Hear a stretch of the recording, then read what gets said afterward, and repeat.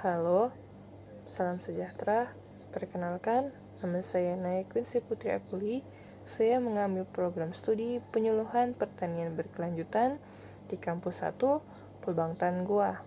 Pada saat ini, saya akan menjelaskan dan mengutarakan tentang pemikiran saya mengenai peluang usaha dan usaha apa yang nantinya saya akan tekuni jika saya diberikan kesempatan oleh pihak kampus.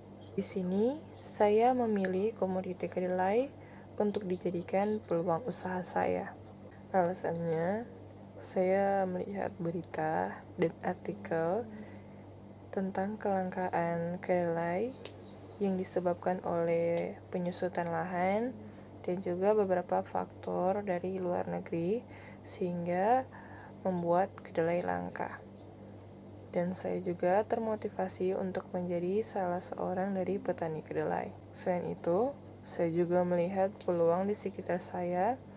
Sangat sedikit orang yang menjadi petani kedelai dan hanya berfokus pada jagung. Padahal sudah banyak sekali petani yang berfokus pada komoditi jagung. Jadi atas faktor-faktor tersebut, saya melihat peluang dan menjadikan komoditi kedelai menjadi salah satu peluang usaha saya. Nah, sebelum saya masuk pada tahap mengenai tentang pemasaran, saya sebaiknya menjelaskan tentang tata cara membudidayakan kedelai. Yang pertama untuk dilakukan adalah pengolahan lahan. Nah, seperti teman-teman tahu, pengolahan lahan itu dibagi atas dua ya, tentang pengolahan lahan primer dan sekunder.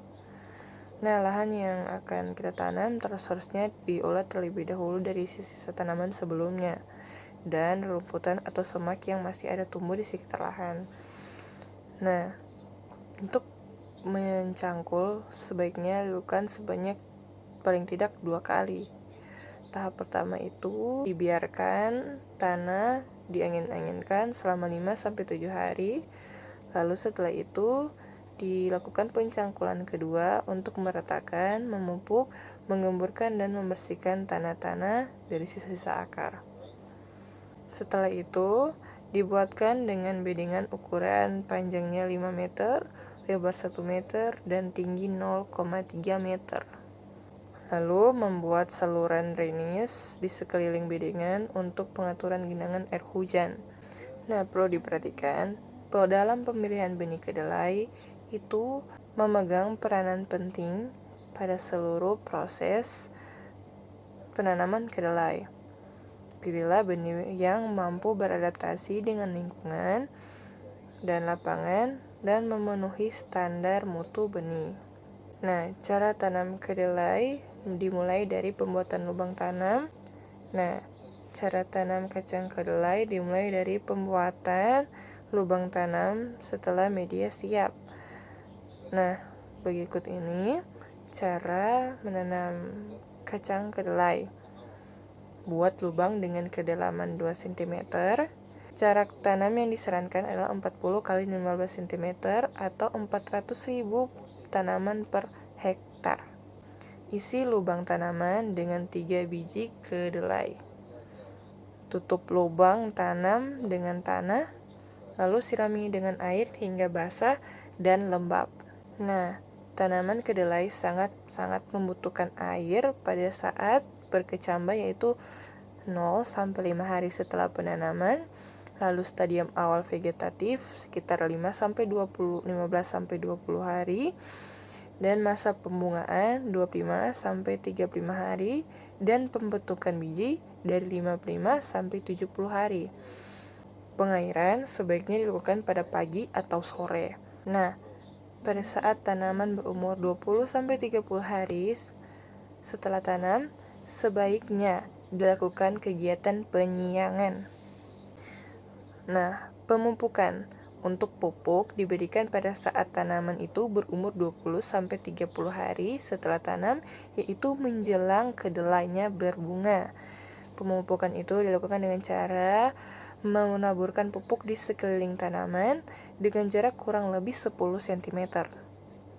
Nah, seperti pada tanaman-tanaman lain, kedelai juga mempunyai hama dan penyakitnya sendiri.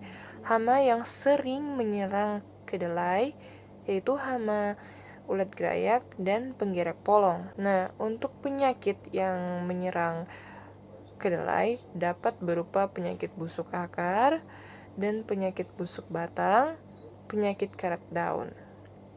Kita masuk pada proses panen. Panen dilakukan pada saat tanaman sudah masak. Umur panen kedelai itu tergantung dari jenis varietas, musim tanam, kelengasan tanah, serta perlakuan agronomis. Umumnya 70-90 hari. Kedelai masak ditandai dengan 95% warna pulangnya berubah warna coklat atau daunnya sudah berwarna kuning.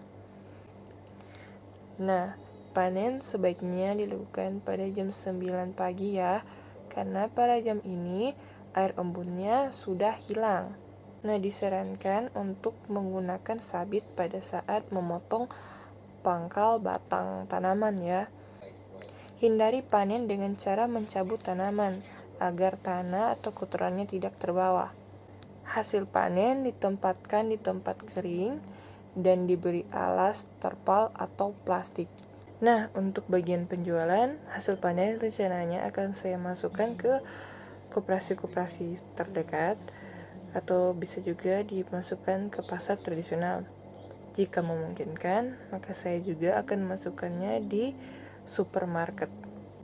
Selain juga dimasukkan ke supermarket, saya juga akan mendistribusikan di perusahaan atau pabrik-pabrik pengolahan tahu atau juga pengolahan susu kedelai. Tapi saya juga berkeinginan jika nantinya penjualan kedelai saya meningkat, maka saya berkeinginan untuk mengekspor hasil panen saya ke luar negeri.